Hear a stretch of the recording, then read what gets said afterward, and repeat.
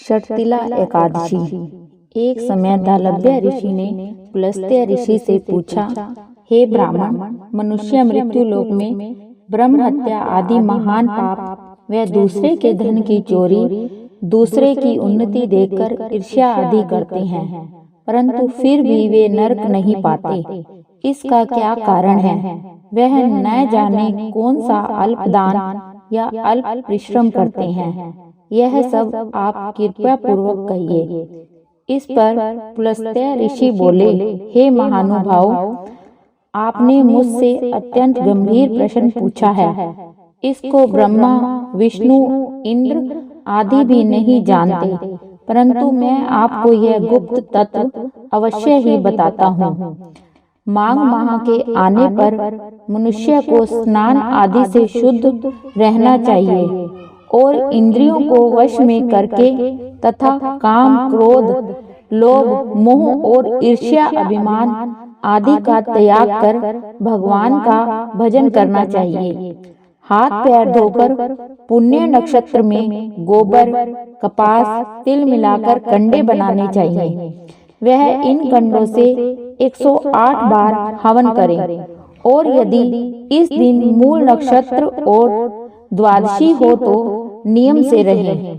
स्नान आदि नित्य क्रिया से शुद्ध होकर भगवान की पूजा व कीर्तन करना चाहिए।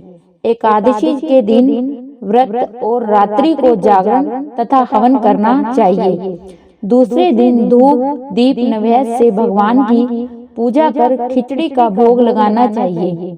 इस दिन कृष्ण भगवान का पूजन करना चाहिए।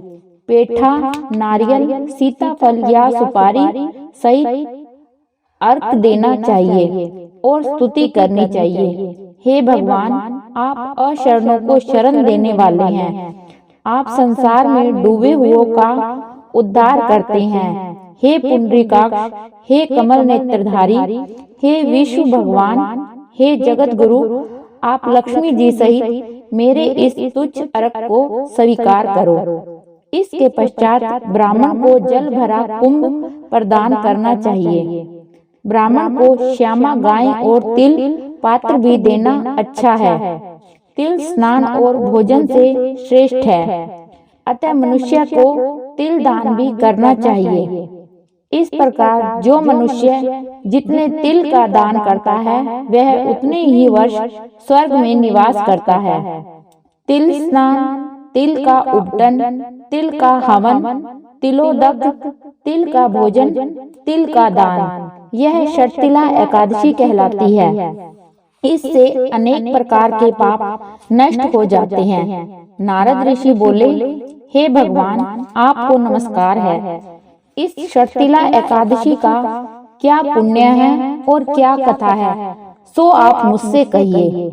श्री कृष्ण भगवान बोले, हे नारद, मैं तुमसे आंखों देखी सत्य घटना कहता हूँ। प्राचीन काल में मृत्यु लोक की सत्य घटना बताता हूँ। प्राचीन काल में मृत्यु लोक में एक ब्राह्मणी थी। वह सदैव व्रत किया करती थी। एक समय वह एक महाव्रत करती रही से उसका शरीर अत्यंत कमजोर हो गया था, परंतु उसने कभी भी देवताओं तथा ब्राह्मणों को धन तथा अन्न दान नहीं किया। इस प्रकार मैंने सोचा कि इस ब्राह्मणी ने व्रत आदि से अपना शरीर शुद्ध कर लिया है और इसको वैष्णव लोक भी मिल जाएगा, परंतु इसने कभी भी अन्न दान नहीं किया है। इससे इसकी तृप्ति होना कठिन है। ऐसा सोचकर मैं मृत्यु लोक में गया और ब्राह्मणी से अन्न मांगा। वह बोली, आप यहाँ किस लिए आए हैं? मैंने कहा, मुझे भिक्षा चाहिए। उसने मुझे एक मृत पिंड दे दिया।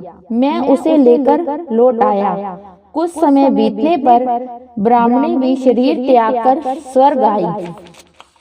मृत पिंड के प्रभाव से उसे एक आत्मग्रह मिला, परंतु उसने उस घर में अपने वस्तुओं के बिना पाया। वह मेरे पास आई और बोली, हे भगवान, मैंने अनेकों व्रत आदि से आपकी पूजा की है, परंतु फिर भी मेरा घर वस्तुओं से खाली है। मैंने कहा, तुम अपने घर जाओ, देव स्त्रियां तुम्हें देखने आएंगी।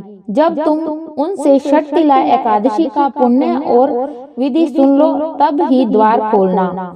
भगवान के वचन सुनकर वह अपने घर को गई, और जब देव स्त्रियां आकर द्वार खुलवाने लगी, तब ब्राह्मणी बोली कि यदि आप मुझे देखने आई हैं, तो षटतिला एकादशी का महात्म्य कहिए।